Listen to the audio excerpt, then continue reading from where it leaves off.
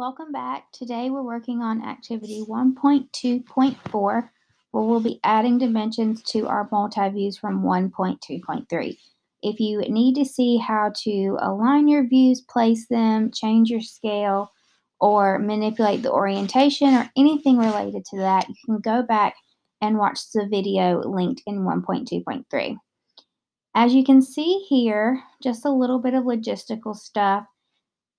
My sheets are a little out of order because of the way that I did them, and now it's just a little bit confusing. So if you want to, you can come on to any of your sheets. You can right-click and choose Rename, and I'm going to rename this 1.2.3B because this is shape B, and then I'll do the same thing for this sheet here. I can rename it as 1.2.3A and then do the same thing down here for our last sheet, which is 1.2.3C. You don't have to change those, but it will probably help you in your organization. So now I'm going to go back to letter A. As you can see here from the previous video, I have changed my scale. So when I first did them, when I placed them on the sheet, I did a scale of 1 to 3 because that was the default already.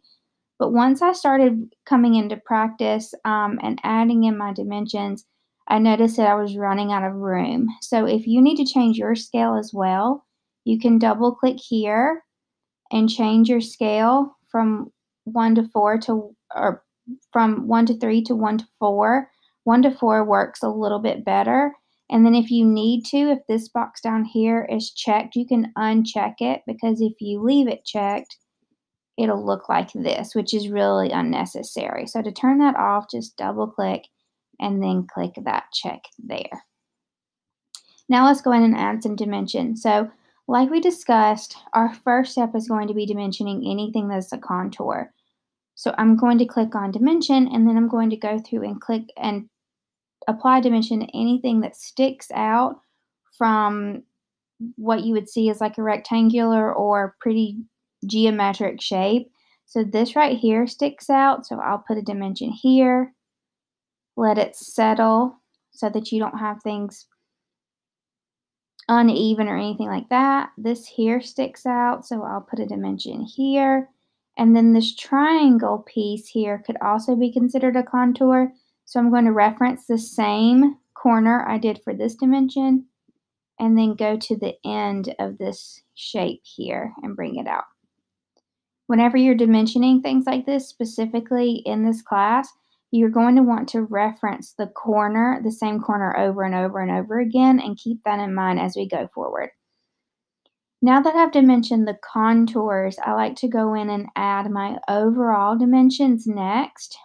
This will help me figure out if I need any additional dimensions and do the most amount of work in the least amount of steps. So now I have 2 width dimensions here, and odds of me putting anything else down here are probably slim considering the simplicity of these shapes. I'm going to go ahead and put my overall width on this top view.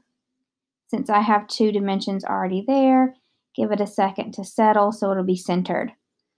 And then same thing here, I have my contour here. So if I'm going to put an overall dimension, I want it to be connected to a contour if there is one. So I'll put my depth here as well. And then bring it out and let it settle. And now here comes step 3, where we'll count our lines to see if we need any additional information. So if you think back to whenever we were drawing multi-views by hand, we started with our front view, and then once we did our front view, we took our vertical lines that represent our width and transferred them up because the front view and the top view share width. So I'm going to count these lines that are shared between these 2 views. So this is our first line. Here's our second. Here's our third, which in this case is a corner. And then here's our fourth.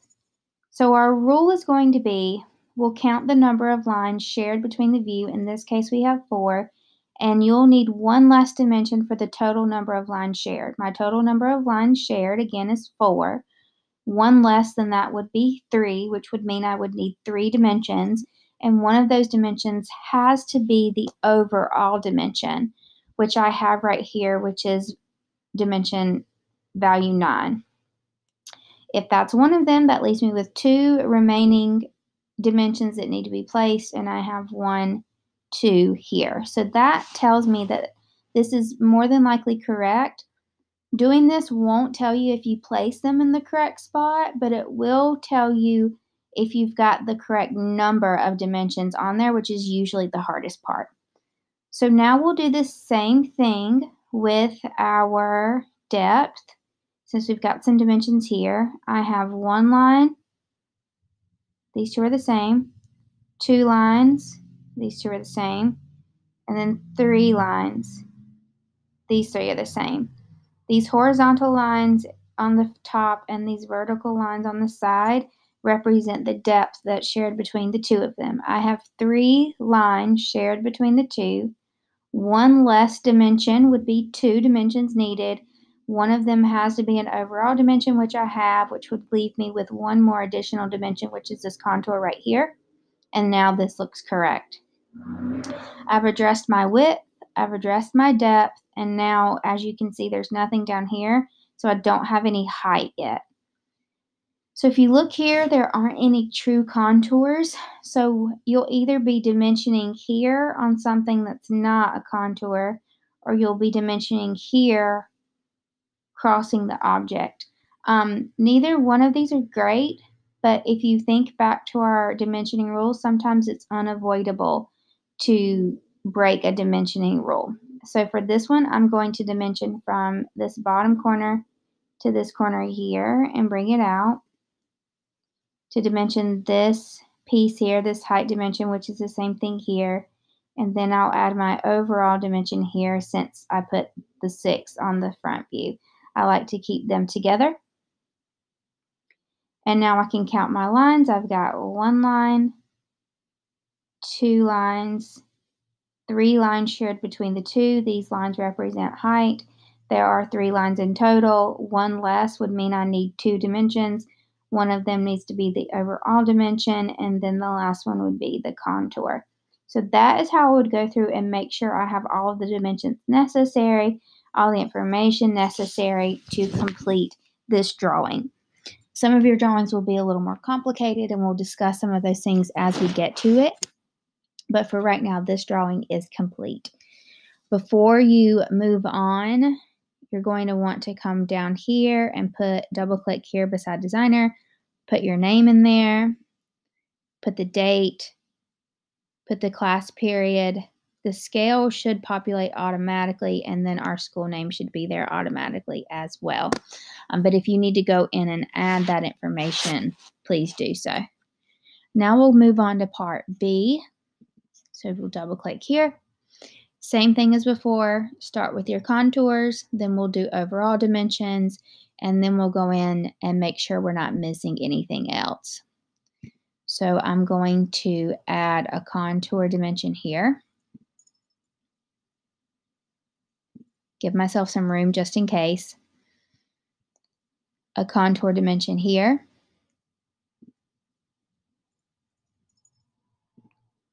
A contour dimension here.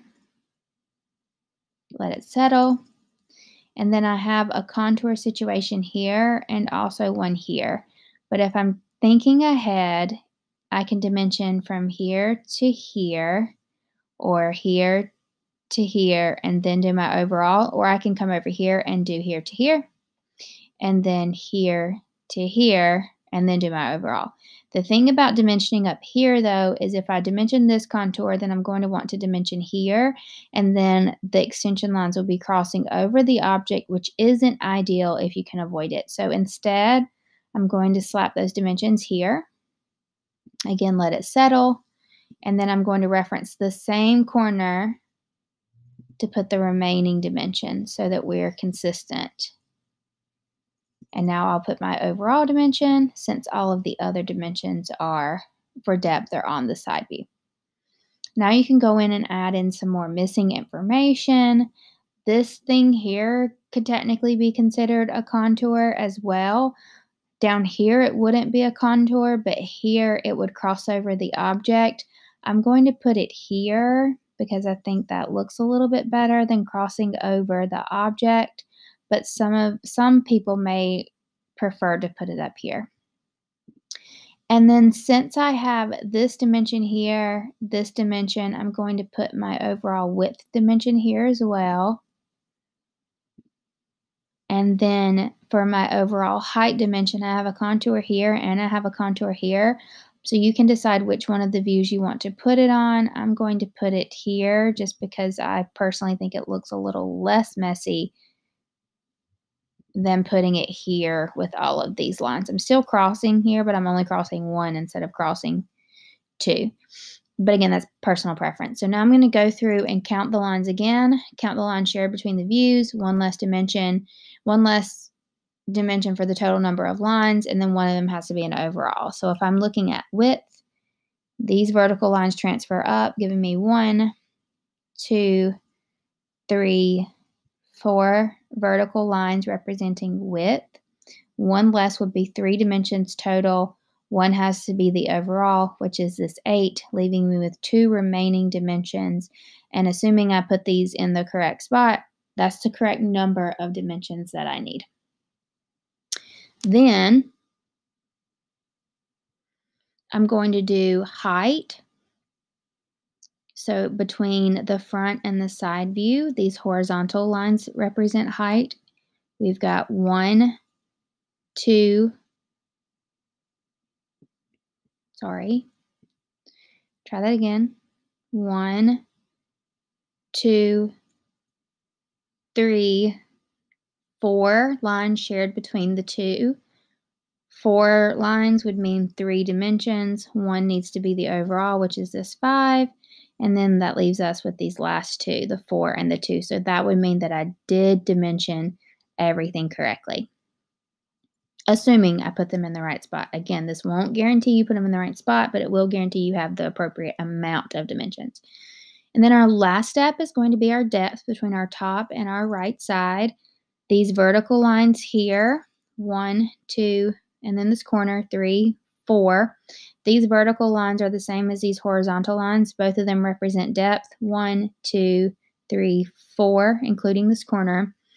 4 lines would mean 3 dimensions. 1 needs to be an overall dimension, leaving me with 2 remaining dimensions to put on there.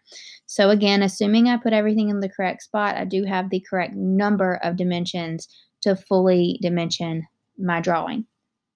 When you're doing this, you want to be careful though, because you can also have too many dimensions. So you want 1 less dimension for the total numbers, 1 less, no more, no less. If you have more than the correct number, if you have more than 1 less, then you have too many. So that means something's probably been dimensioned twice. You could have a dimension like dimensioning from here to here, which would be unnecessary because we know 6 minus 4 would be 2, which would give you that value of this gap right here. That wouldn't be necessary. Same thing here. We don't need to know the height of this edge right here because we know that 5 minus 4 would give us that remaining 1. That would be an unnecessary dimension. So think about whenever you're making things in Onshape and you have those driven dimensions that turn gray or can kind of make your drawing go crazy because you've put too many dimensions on it. Think about that whenever you're dimensioning. When you're putting them on there, would that dimension turn gray if you were making your solid model? If yes, then you probably don't need that dimension. So now we're going to finish this sheet. Again, make sure you fill in your designer, date, drawing, class period, and scale. If it didn't populate for you, for this one it didn't. And now we'll move on to part C. I've went ahead and put my center line, center marks on all of the views and shown my hidden lines. If you need to see how to do that, you can reference back to the video for 1.2.3 of placing these views.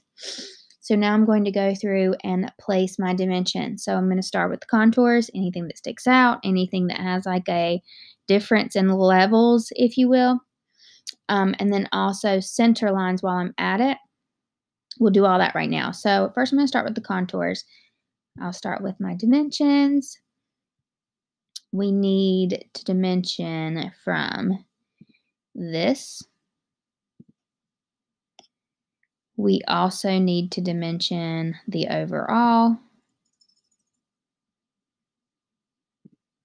We need to dimension this situation, so you can go from bottom to top or top to bottom.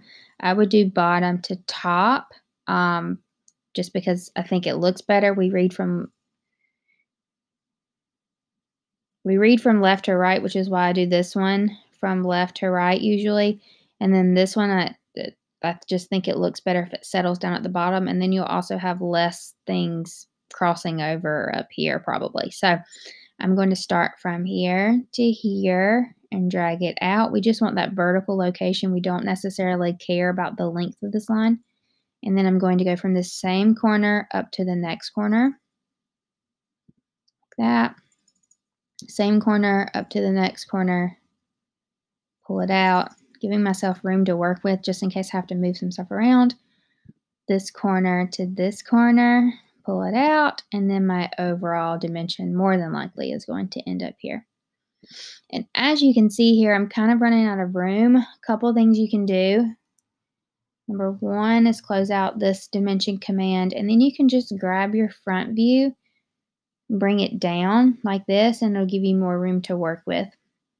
If you move the front view or the top or the side, everything else will adjust with it.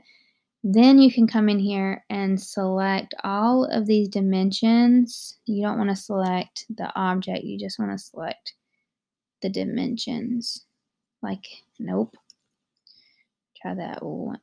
Or you can just come in and manually grab them if it keeps grabbing other things at the same time. Just be careful, it'll unselect. And then click on this, hover over and click on this box, and then you'll see this box here that says varies. If you'll drop this down, we'll just drop it down to 1 decimal place, and that'll give you more room to work with.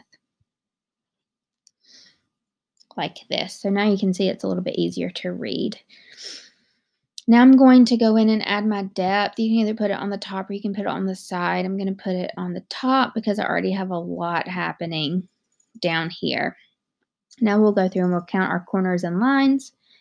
Let's start here from front to side.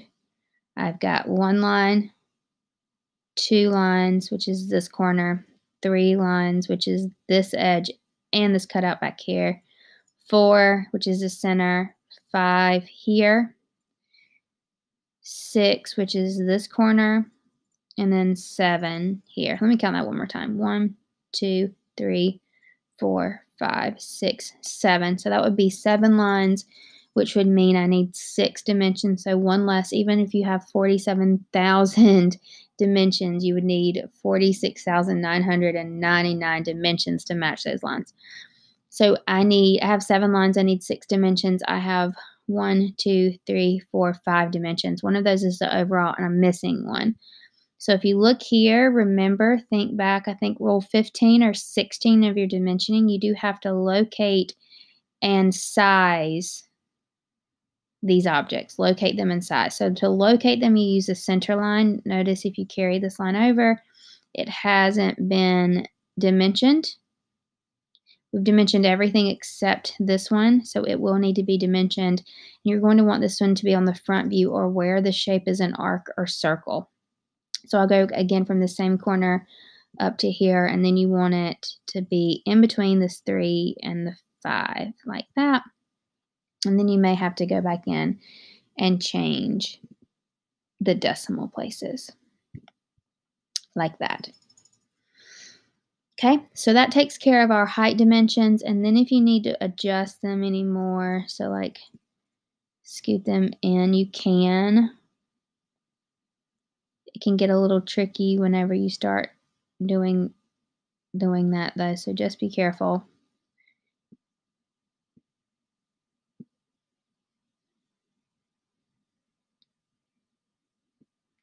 You do want them to be centered.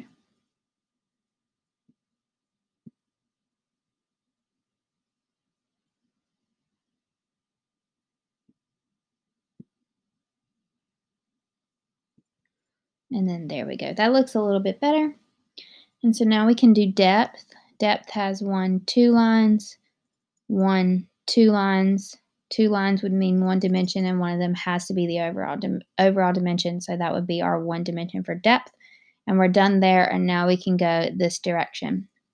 So as we're counting, I've got 1 edge, 2 for the center, 3 for this hidden, 4 for this hidden, 5 for this edge, and 6 for the outside corner. 6 lines would mean 5 dimensions, and I unfortunately only have 2. So again, we're missing this.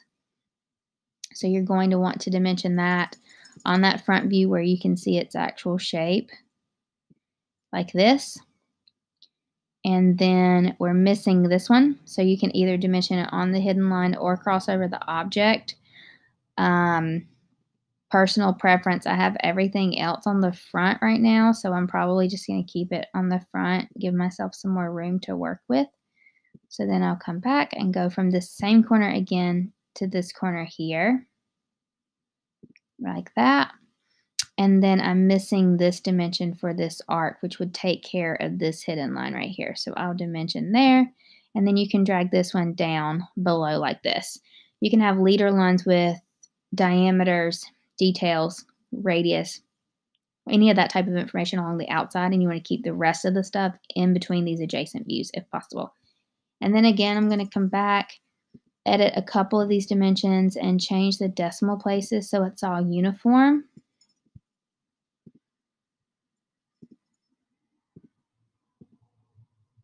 And you can do them all at one time if you want to, like that. Just keep selecting them. Select it again to unselect it, like that. And that looks pretty nice. And then that pretty much covers everything. Then if you want to go back and change the decimal places for these two, just because, I mean, for 3 decimal places is a bit excessive for this particular assignment, you can. It'll make it look a lot cleaner, like that.